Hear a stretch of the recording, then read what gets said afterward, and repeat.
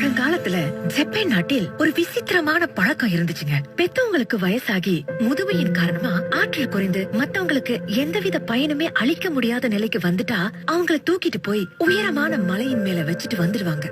எதுவுமே செய்ய முடியாத நிலையில அந்த முதியவர்கள் பசி தாகத்தினால தனிமையில வாடி வதங்கி மடிந்து போயிருவாங்க.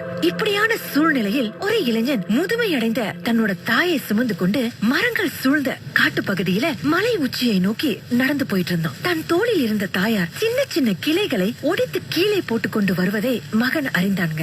உடனே, அம்மா, ஏதோ ஒரு மாதிரியான மரத்தின் கிளைகளை ஒடிச்சு கீழே போட்டுக்கிட்டே வரீங்களே, ஏன் அப்படின்னு கேட்டான். அதுக்கு அம்மா, மகனே, நீ என்ன மலை மீது விட்டுட்டு வீடு திரும்பும் போது வழி தெரியாமல் திண்டாடக்கூடாது இல்லையா? இங்கு போடப்பட்டுள்ள இந்த கிளைகளை கவனித்து நடந்தாலே நீ வழி தவறாமல் பாதுகாப்பாக வீட்டுக்கு போய் சேரலாம். அதுக்காக தான் அடையாளமா இந்த கிளைகளை நான் போட்டுட்டு வரேன் அப்படின்னு சொன்னாங்க.